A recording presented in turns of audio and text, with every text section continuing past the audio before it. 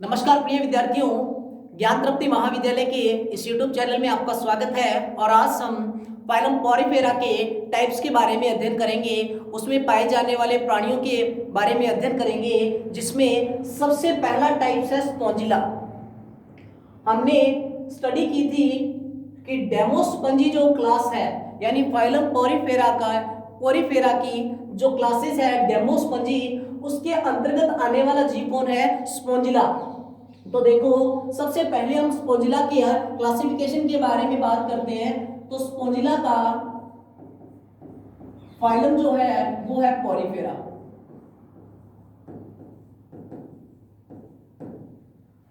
Class है इसकी डेमोस्पंजी।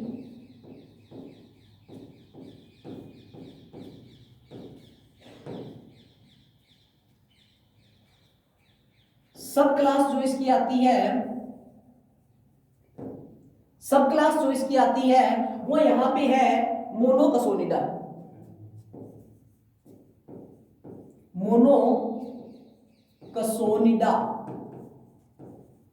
और जो इसका ऑर्डर है, इसके ऑर्डर की बात देखो, फाइलम पॉरीफेरा, क्लास डेमोस्पंजी, सब क्लास मोनोकसोनिडा, और जो इसका ऑर्डर है वो है हैप्लोस्क्लेराइना। हैप्लोस्क्लेराइना।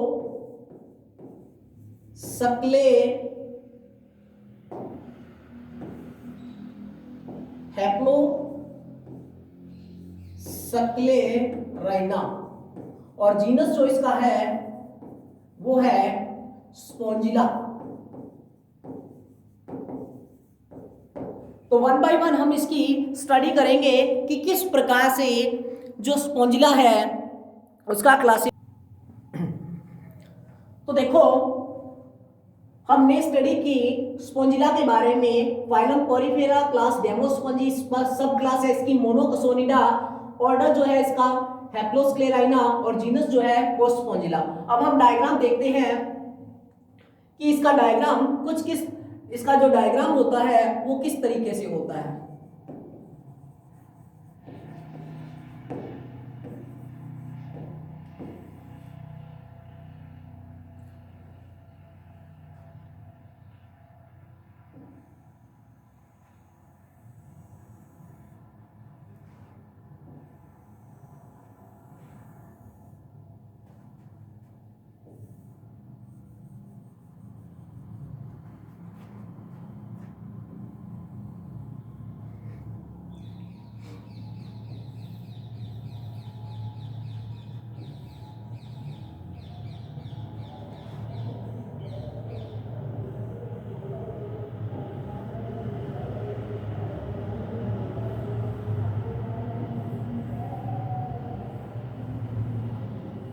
जो ये डायग्राम मैं बना रहा हूं, इसे कहा जाता है स्पॉन्ज कॉलोनी।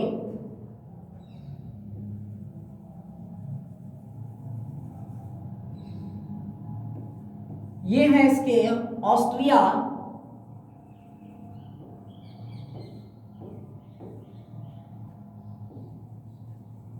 क्योंकि पॉरीफेरा संघ के प्राणियों की खासियत क्या होती है?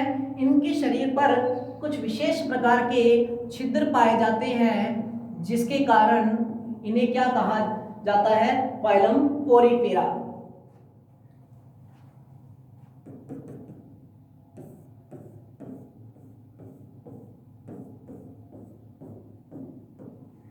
देखो, ये है एक स्टिक, और इन्हें कहा जाता है स्पॉन्ज कॉलोनी। क्योंकि मैंने आपको इसके कैरेक्टर्स के बारे में जब स्टडी करवाई थी, तो मैंने आपको बताया था कि फाइलम पॉरीफेरा के प्राणी एकल, निवयी और स्वतंत्र जीवी होते हैं। एकल का मतलब सिंगल रूप में, और मैंने कहा निवयी का मतलब होता है कॉलोनी में पाया जाना। तो यहाँ पे ये किस प्रकार के होंगे? एकल, निवयी और कॉलोनीज के रूप में पाए जाते हैं। इन्हें कहा जाता है ऑस्ट्रिया।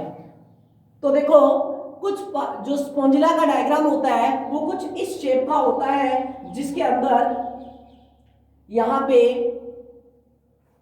कुछ विशेष प्रकार के पोर्स पाए जाते हैं, जिन्हें क्या कहा जाता है? ऑस्ट्रिया कहा जाता है। इसी प्रकार मैंने आपको एक बात बताई थी कि फाइलोपोरिफेरा संघ के प्राणी जो होते हैं उनमें जल की धारा के साथ फूड मटेरियल जो होता है वो उनकी बॉडी में प्रवेश करता है, लेकिन इन फूड मटेरियल के साथ साथ जो फूड ग्रेन्यूल्स होते हैं, फूड मटेरियल जो होते हैं वो फूड ग्रेन्यूल्स के रूप में पाए जाते हैं, भोज्य कणों के रूप में पाए जाते हैं, सूक्ष्म कणों के रूप में। जो सूक्ष्म कण होते हैं वो ऑस्ट्रिया के माध्यम से तो क्या करेंगे, इनकी बॉडी में प्रवेश कर जाएंगे, लेकिन इनकी बॉडी में से अपचयित पदार्थों को या एक्सक्रिएट मटेरियल को बाहर निकालने के लिए भी कुछ विशेष प्रकार के क्या पाए जाते हैं, छिद्र पाए जाते हैं, जिनको कहा जाता है ऑस्कुलम। तो हम यहाँ पे इसको हम क्या कह देते हैं, ऑस्कुलम कह सकते हैं।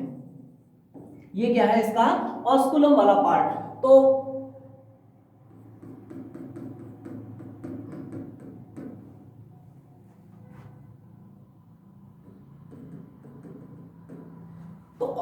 स्पॉन्जिला का डायग्राम कुछ इस तरीके का होता है। अब हम बात करते हैं जनरल कैरेक्टर ऑफ स्पॉन्जिला या फिर टू स्टडी ऑफ स्पॉन्जिला।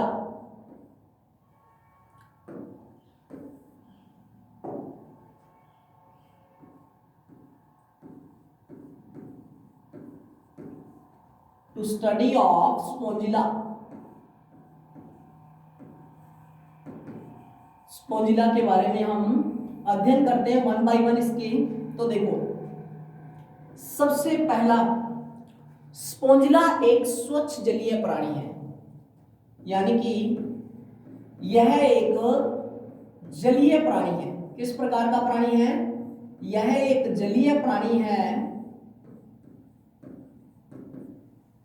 जो कि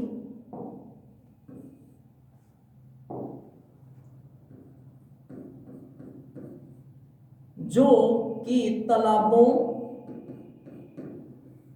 झीलों,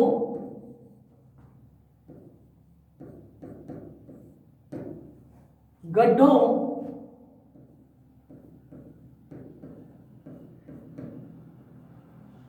आदि में पाया जाता है।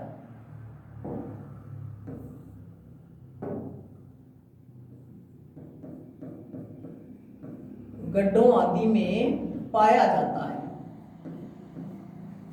तो सबसे पहला हमें स्पॉन्जिला के बारे में क्या पता लगा कि स्पॉन्जिला एक जलीय प्राणी है जो कि तालाबों, झीलों, गड्ढों आदि में पाया जाता है। यानी कि हम ये कह सकते हैं कि यह एक स्वच्छ जलीय स्पंज है। यह एक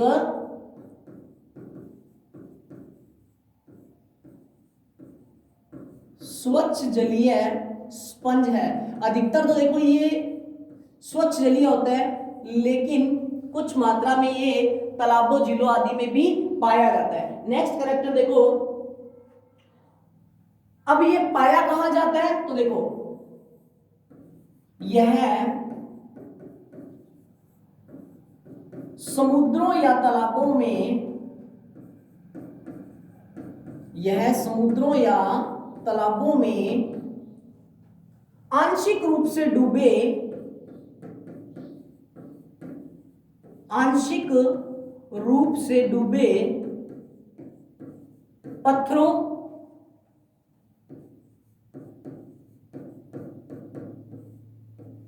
लकड़ियों एवं चट्टानों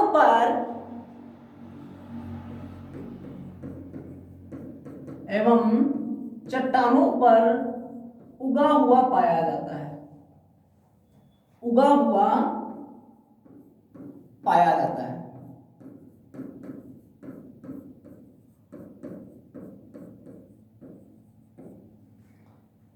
यह एक स्वच्छ जलीय प्राणी है, इसका मतलब है यह एक स्वच्छ जलीय स्पंज है। समुद्रों या तालाबों में यह आंशिक रूप से डूबे पत्थरों, लकड़ियों और चट्टानों पर क्या है, उगा हुआ पाया जाता है। अगर मैं ये कहूं कि यह डूबे पत्थरों, लकड़ियों और चट्टानों पर शाखाओं के रूप में उगा हुआ पाया जाता है, हम इसको ये कह सकते हैं शाखाओं के रूप में, ब्रांचेस लाइक स्ट्रक्चर।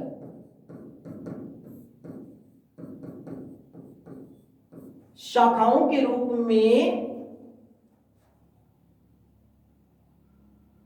शाखाओं के रूप में उगा हुआ पाया जाता है। नेक्स्ट कैरेक्टर देखो कि स्पोंजिला का जो नेक्स्ट कैरेक्टर है क्या। तो देखो स्पोंजिला जो है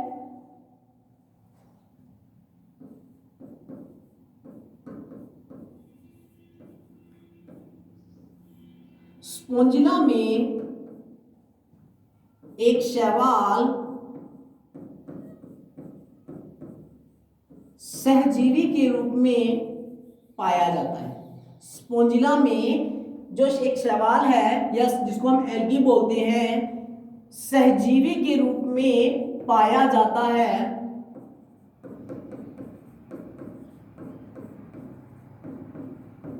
जिसके कारण इसका रंग हरे रंग का होता है, जिसके कारण यह हरे रंग का दिखाई देता है।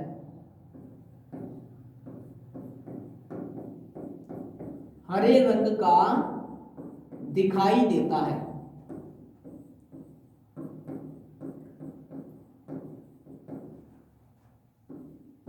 मैंने क्या कहा कि स्पोंजिला में एक शैवाल जो होता है वो सहजीवी के रूप में पाया जाता है, जिसके कारण यह कैसे कलर का दिखाई देता है, हरे रंग का दिखाई देता है। अगर इसकी शेप की बात करें, इसकी जो आकृति होती है, इसकी आकृति अनिश्चित प्रकार की होती है, जैसे अमीबा की होती है। इसकी आकृति अनिश्चित प्रकार की होती है, यानी इसकी जो शेप है वो कैसी होती है, अनिश्चित प्रकार की होती है। और अगर मैं बात करूं इसमें जो सिस्टम पाया जाता है, मैंने इससे पहले वाली वीडियो के अंदर आपको एक बात बताई थी कि इनमें 3 प्रकार का नाल सिस्टम पाया जाता है। देखो इनमें रैगोन प्रकार का नाल सिस्टम पाया जाता है। रैगोन प्रकार का नाल तंत्र पाया जाता है।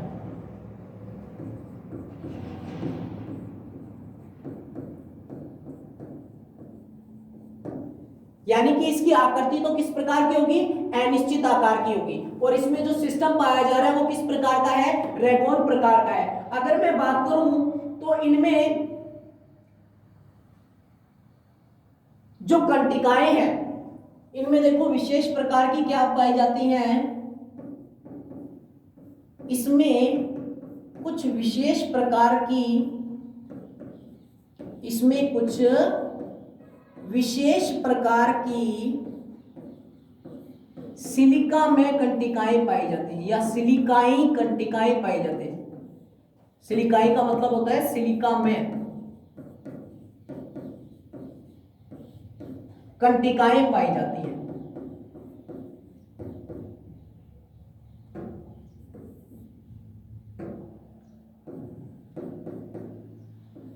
कंटिकाएं पाई जाती हैं।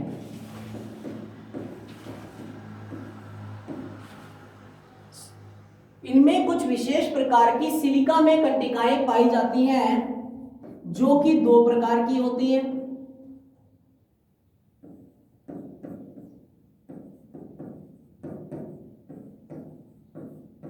एक होती है लार्ज स्पाइक्यूल्स और दूसरी होती है, यानी कि एक होती है स्मॉल स्पाइक्यूल्स और दूसरी होती है लार्ज स्पाइक्यूल्स। यानी हम एक को कहते हैं दीर्घ कंटिकाएं और दूसरे को हम क्या कहेंगे, लघु कंटिकाएं।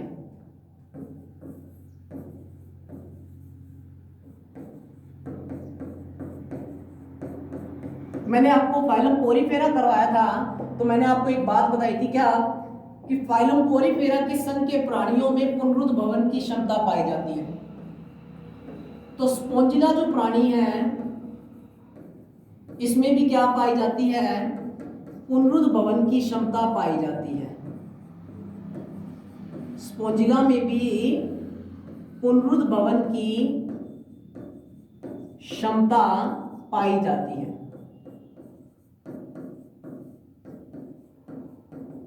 यानी कि स्पोंजिला के अंदर भी पुनरुद्भवन की क्षमता पाई जाती है। और अगर मैं बात करूं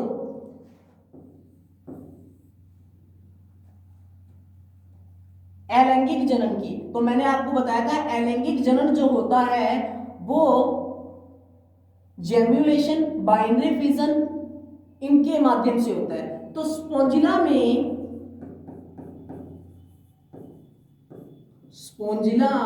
में प्रतिकूल परिस्थितियों में स्पोंजिला में प्रतिकूल परिस्थितियों के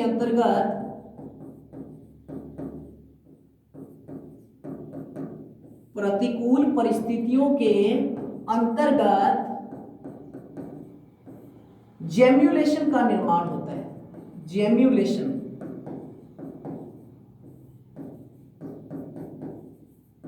यानी कि प्रतिकूल परिस्थितियों में ये जेम्युलेशन का निर्माण करते हैं। नेक्स्ट कैरेक्टर देखो, यानी कि स्पोंजिला में प्रतिकूल परिस्थितियों के अंतर्गत जेम्युलेशन का फॉर्मेशन भी होता है। और अगर इनमें बात करें इनका निर्माण कब होता है, तो देखो इनका निर्माण या इनका जो फॉर्मेशन होता है ग्रीष्म ऋतु के अंत में।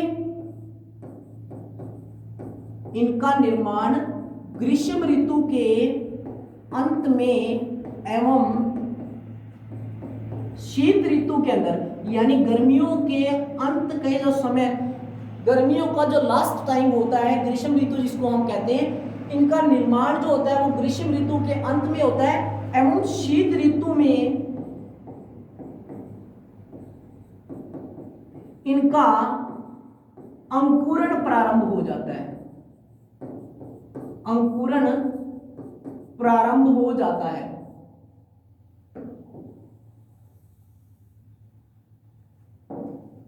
इनका अंकुरण प्रारंभ हो जाता है जिससे नए स्पॉन्जेस का निर्माण होता है। जिससे नए स्पंज का निर्माण होता है। जिससे नए स्पंजों का निर्माण होता है।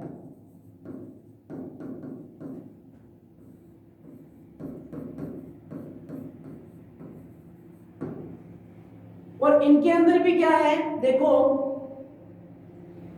इनके अंदर भी लैंगिक जनन पाया जाता है। इनमें भी लैंगिक जनन पाया जाता है। इनमें भी लैंगिक जनन पाया जाता है जिसके दौरान इनमें भी लैंगिक जनन पाया जाता है जिसके दौरान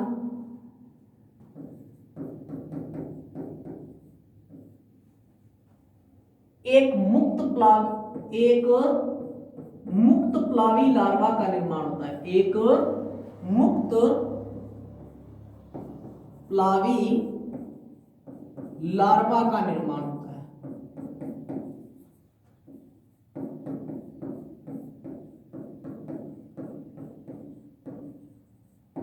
यहां पे हमने 11 कैरेक्टर्स के बारे में अध्ययन किया है कि किस प्रकार के होते हैं। और अगर मैं बात करूं कि इनमें जो कंटिकाएं पाई जाती हैं, दीर्घ और लघु कंटिकाएं। दीर्घ कंटिकाएं जो होती हैं वो स्पॉन्जिन फाइबर द्वारा एक अटैचमेंट होती हैं। दीर्घ कंटिकाएं जो है वो स्पंजिन, या हम कह सकते हैं इसको स्पंजिन रेशो द्वारा एक दूसरे से जुड़ी रहती हैं, जो कि एक दूसरे को क्या करती हैं, सहारा प्रदान करती हैं। और लघु कंटिकाएं जो होती हैं वो कोशिकाओं में क्या है, दसी रहती हैं।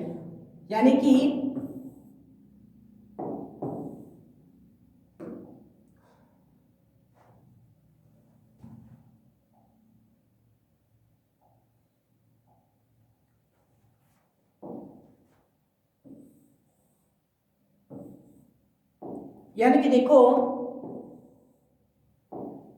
इनमें पाई जाने वाली जो कंटिकाएं हैं, सॉरी मैं ऊपर आपको बताना भूल गया, इसमें पाई जाने वाली लघु कंटिकाएं, इनमें पाई जाने वाली लघु कंटिकाएं कोशिकाओं में धसी रहती है।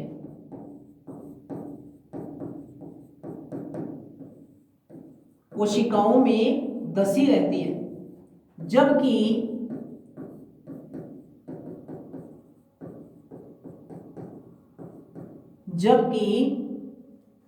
दीर्घ कंटिकाएं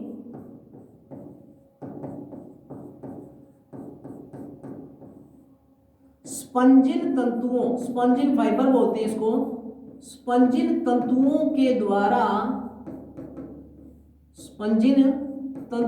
के द्वारा एक दूसरे से जुड़ी रहती है, एक दूसरे से जुड़ी रहती हैं, जिसके कारण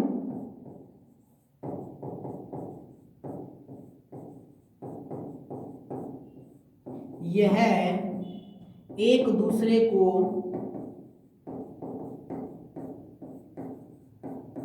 ब्रैकेट में लिख देता हूं, कॉलोनी को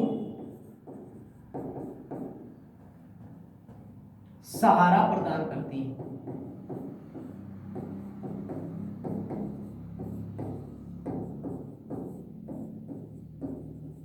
तो देखो हमने बात की किसकी, हमने बात की यहां पे कि किस प्रकार से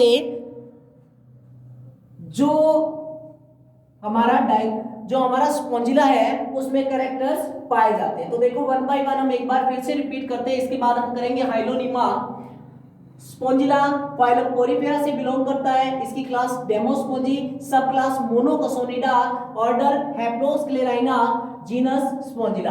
डायग्राम आपके सामने है, इनको बोला जाता है स्पॉन्ज कॉलोनी। ये यहाँ पे ये एक स्टिक है यहाँ पे ये क्या है, एक स्टिक है जिसके ऊपर ये पाई जा रही है, क्योंकि मैंने आपको बताया स्पॉन्जिला जो है वो चट्टानों, लकड़ियों, पत्थरों आदि पर उगा हुआ पाया जाता है। जिस प्रकार एल्गी को आपने देखा होगा, एल्गी जो होती है वो किसी भी नदी के किनारे या फिर जो झरने वगैरह होते हैं उनके किनारे क्या है, चिपकी रहती है। उसी प्रकार स्पॉन्जिला जो है, क्योंकि ये जलीय प्राणी है तो अटैच रहते हैं पानी के अंदर किसी भी माध्यम से, इनको यानी कि अटैच होने के लिए किसी माध्यम की आवश्यकता होती है, जो कि किस रूप में हो सकता है, या तो लकड़ी के रूप में हो सकता है, या चट्टानों के रूप में हो सकता है, या पत्थरों के रूप में हो सकता है। तो देखो और इनके अंदर मैंने ये डायग्राम के अंदर ऑस्कुलम और ऑस्ट्रिया दिखाए हैं ताकि आपको पता लग सके कि ऑस्कुलम के द्वारा एक्सक्रिएट मटेरियल को बाहर निकाला जाता है और ऑस्ट्रिया के द्वारा इनमें जल की धारा प्रवेश करती है। अब देखो हमने जो इनके कैरेक्टर्स की बात की उसके अंदर देखो सबसे पहला कैरेक्टर स्पॉन्जिला जो है वो स्वच्छ जलीय प्राणी है जो कि तालाबों, झीलों, गड्ढों आदि में पाया जाता है। मेनली गड्ढों में नहीं पाया जाता, लेकिन कुछ जगह फिर भी हमें यहाँ पे ये पॉइंट मिलता है कि ये कहाँ पे पाया जाता है, गड्ढों में पाया जाता है। अलग अलग रेफरेंस बुक के अंदर आपको अलग अलग पढ़ने को मिलेगा कि यह गड्ढों आदि में भी पाया जाता है, क्योंकि गड्ढों, मेरा कहने का मतलब है गड्ढों से मतलब है कि कहीं पर देखो, जैसे कि मान लो आपने देखा होगा कि कुछ इस प्रकार का माध्यम जहां पे वाटर का फ्लो हो रहा है तो उसके किनारे पत्थरों के नजदीक ये क्या है, पाए जाते हैं। तो स्पॉन्जिला एक जलीय, स्वच्छ जलीय प्राणी है, यह एक स्वच्छ जलीय स्पंज है जो कि तालाबों, झीलों, गड्ढों आदि में पाया जाता है। यह समुद्रों या तालाबों में आंशिक रूप से डूबे पत्थरों, लकड़ियों और चट्टानों पर शाखाओं के रूप में पाया जाता है। किस रूप में पाया जाता है?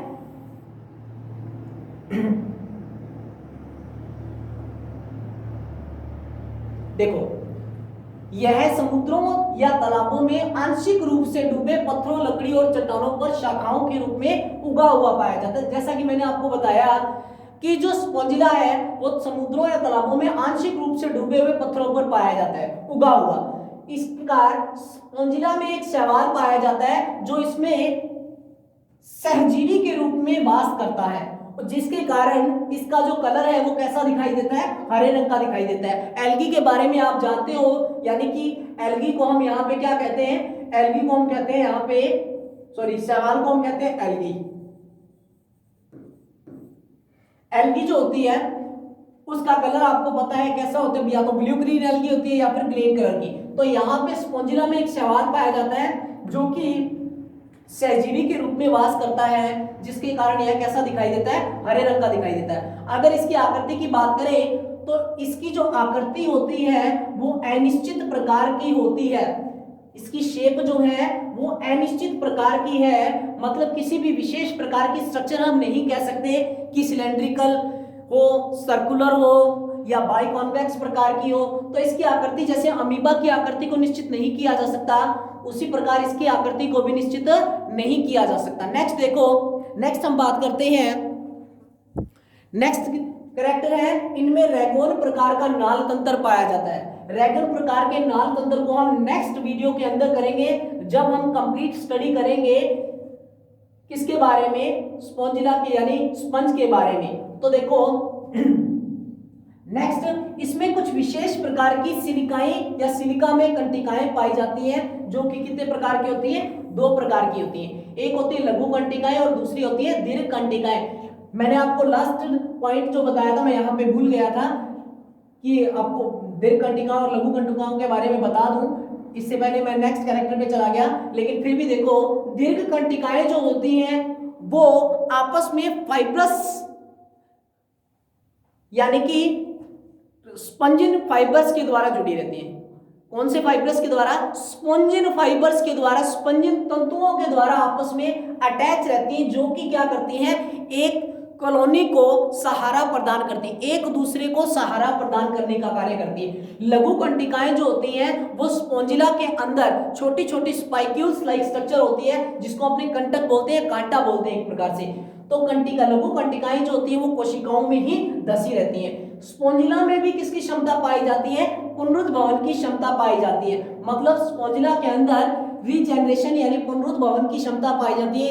यदि इसके किसी भी भाग को काट दिया जाए तो इनमें पूर्ण विकसित, उस भाग को पूर्ण विकसित करने की क्या होती है, कैपेसिटी होती है। नेक्स्ट देखो, मोस्ट इंपॉर्टेंट पॉइंट कि स्पोंजिला में प्रतिकूल परिस्थितियों के अंतर्गत जेम्युलेशन का फॉर्मेशन होता है। जेम्युलेशन का फॉर्मेशन का मतलब यहाँ पे स्पोंजिला जो है वो अपने समान कई स्पोंजिला के अंतर्गत चेंज हो सकता है, या अपने समान कई कॉपियां बना सकता है। तो स्पोंजिला में प्रतिकूल परिस्थितियों के अंतर्गत किसका फॉर्मेशन होता है, जेम्युलेशन का फॉर्मेशन होता है, जिस दौरान कई सारे स्पोंजिलास का निर्माण होता है। इनका निर्माण ग्रीष्म, नेक्स्ट पॉइंट, इनका निर्माण ग्रीष्म ऋतु के अंत में, मतलब कि गर्मियों के एंड सीजन में और शीत ऋतु में इनका क्या होता है, यानी इनका जो फॉर्मेशन है वो गर्मियों यानी ग्रीष्म ऋतु के अंत में होगा। लेकिन जैसे ही शीत ऋतु प्रारंभ होती है तो इनका अंकुरण प्रारंभ हो जाता है, जिससे यह आगे क्या है, नए स्पॉन्जेस का निर्माण होता है। ये जो पॉइंट आपको मैंने यहाँ पे लिखा है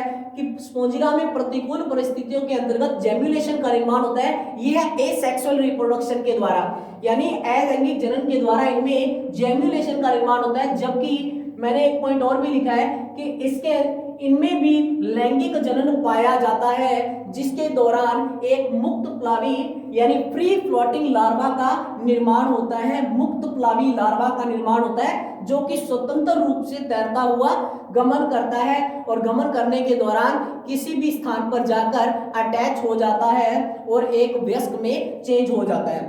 नेक्स्ट देखो, इनमें पाई जाने वाली लघु कंटिकाएं कोशिकाओं में धसी रहती है, जबकि दीर्घ कंटिकाएं जो होती हैं स्पंजिक तंतुओं के द्वारा एक दूसरे से अटैच रहती हैं, जुड़ी रहती हैं, जिसके कारण यह एक दूसरे को क्या है, सहारा प्रदान करते हैं या करती हैं। नेक्स्ट अगर हम बात करें यहाँ पे, तो देखो सबसे पहला जो मैंने आपको डायग्राम बनाया था यहाँ पे, इसके अंदर आपको सिर्फ इसका क्लासिफिकेशन भी याद रखना है। स्पोंजिला के बारे में अधिकतर इसका क्लासिफिकेशन पोरिफेरा, डेमोस्पंजी, मोनोक्सोनिडा, हैप्लोस्क्लेराइना और स्पोंजिला, यानी ये इसका फाइलम, क्लास, सब क्लास, ऑर्डर और जीनस है। और इसकी स्ट्रक्चर जो होती है वो कुछ इस प्रकार की होती है। लेकिन फिर भी आप लोगों को इसके अंतर्गत क्या याद रखना है, स्पोंजिला का जो डायग्राम है एक तो आपको वो ध्यान में रखना है, और दूसरा इसके कैरेक्टर्स के बारे में। इससे ज्यादा नहीं पूछा जाता कि आपके आपको मेन बात पता होनी चाहिए कि स्पोंजिला होता किस प्रकार का है। ये इसका स्पेसिफिक डायग्राम नहीं है किसी भी प्रकार का, ये एक विशेष प्रकार की स्टिक पर दिया गया डायग्राम है। जिस प्रकार एक लकड़ी के ऊपर कुछ विशेष प्रकार की एल्गी लगी होती है, तो उसी प्रकार का ये डायग्राम है। अब हम बात करते हैं, देखो एक बार फिर से, कि स्पोंजिला जो है वो किसका एनिमल है, फाइलम पोरीफेरा का है, याद रखना। इसके बाद हम करेंगे हाइलोनिमा नेक्स्ट वीडियो के अंदर। आज के लिए इतना ही। फिर भी अगर इस वीडियो के अंदर आपको किसी भी प्रकार की पर कठिनाई हो रही है या किसी भी प्रकार की प्रॉब्लम्स क्रिएट होती हैं, तो प्लीज आप हमें कमेंट बॉक्स के अंदर अपने कीमती सुझाव जरूर दें और इस वीडियो को अधिक से अधिक अपने दोस्तों में शेयर करें और प्लीज हमारे इस चैनल को सब्सक्राइब भी करें। धन्यवाद।